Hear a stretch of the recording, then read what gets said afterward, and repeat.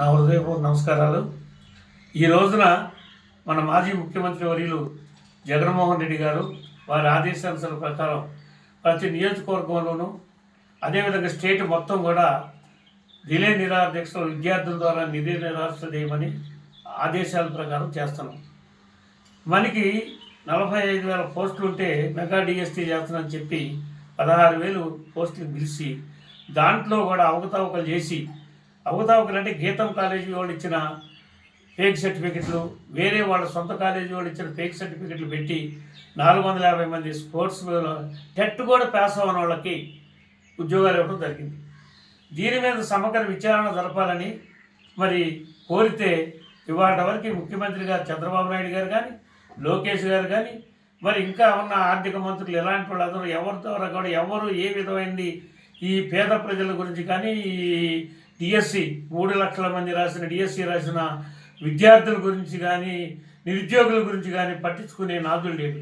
మీకు చిన్న ఉదాహరణ, ఒకసారి జగన్మోహన్ రెడ్డి గారి మీద అభియోగం వచ్చింది.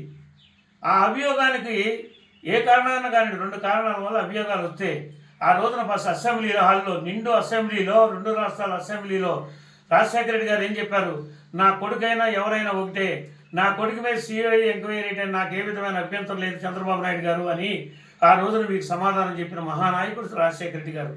అదేవిధంగా నువ్వు కూడా ఇవాళ నా కొడుకు తప్పు చేయలేదు, నా కొడుకు తప్పు చేసుకుంటే దాని శిక్ష అనుభవించాలి, నేను సిబిఐ ఎంక్వైరీకి నేను రెడీ అని చెప్పి ఇవాళ చంద్రబాబు నాయుడు గారు సిబిఐ ఎంక్వైరీకి ఎందుకు అని అడగట్లేదు. అది అడగపోవడానికి కారణం చంద్రబాబు నాయుడు గారు అడగపోవడం కారణం అంటే ఖచ్చితంగా అవకతవకలు జరిగినాయి అనే ఉద్దేశంతోనే భయపడి సిబిఐ ఎంక్వైరీ ఇట్లా నిజంగా నిజాయితీగా ఉండి లోకేష్ గారు ఏ తప్పు చేయకపోతే ఎమ్మటే సిబిఐ ఎంక్వైరీ అయిపోయారు చంద్రబాబు నాయుడు గారు. లేదనుకుంటే ఈ ఉద్యమం ఆగదు. అదేవిధంగా పిల్లలకి నిరుద్యోగ వృత్తి కానీ, అదేవిధంగా మరి ఫీజు రిమెంబర్మెంట్ కానీ అయినప్పుడు ప్రైవేట్ కాలేజీ వాళ్ళు మాకు సర్టిఫికేట్ల కోసం బయటికి వెళ్ళడానికైతే మా డబ్బులు కడితేనే ఇస్తామని చెప్పి వాళ్ళు ఇబ్బంది పెడుతున్నారు. నువ్వు ప్రైవేట్ విద్యని ప్రోత్సహించి గవర్నమెంట్ విద్యను నిలుగాస్తున్నావు.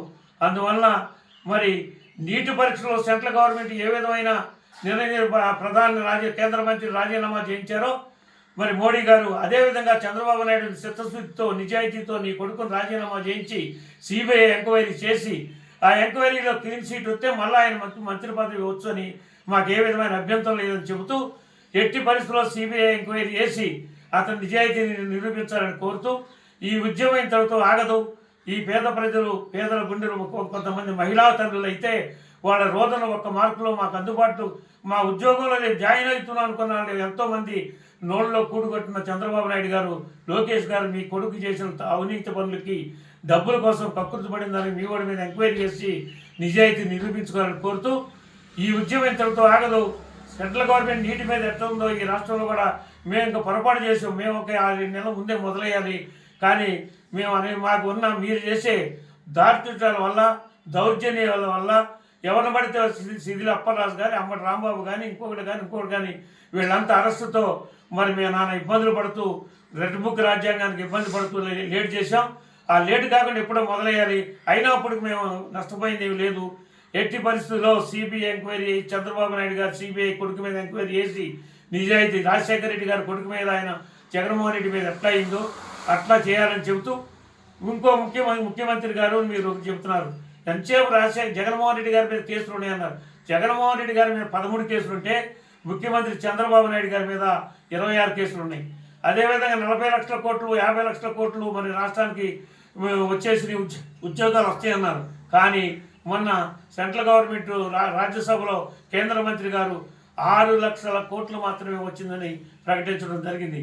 అంటే మన రాష్ట్రం ఏ స్థానంలో ఉందో, ఎన్నో స్థానంలోకి ఎదిగిపోయిందో ఇది మేము చెప్పేది కాదు, కార్డు నివేదికలు మీరు పరిశీలించుకొని ముందుకు పోవాలని చెబుతూ ఈ డిఎస్సి దాని మీద నిజాయితీగా నిక్కతేల్చి చేస్తే నీ కొడుకు నిజాయితీని నిరూపించుకున్నాడు అవుతావు. నువ్వు వెంబటనే రేపు జరిగే అసెంబ్లీ సమావేశాలు సాక్షిగా సిబిఐ ఎంక్వైరీ చేయించి దీన్ని నెగ్గదేల్చాలని, లేకపోతే ఇది ఉద్యమం ఇంతతో ఇక ఆగదని చెబుతూ అదేవిధంగా ఫీజు రిమెంబర్మెంట్ కానీ ఇవన్నీ కూడా ఆరోగ్యశ్రీలు కానీ నువ్వు ఇస్తున్నాను 1500 మహిళలకు ఇస్తున్నాను 1500 కానీ డాక్టర్ల రుణాలు కానీ నువ్వు ఏమేమి హామీలు ఇచ్చావో అవన్నీ అమలు చేయాలని చెబుతూ అది చేయని పక్షంలో అన్నిటి మీద ఉద్యమాలు చేయాల్సి వస్తుందని చెబుతూ సెలవు తీసుకుంటున్నాం.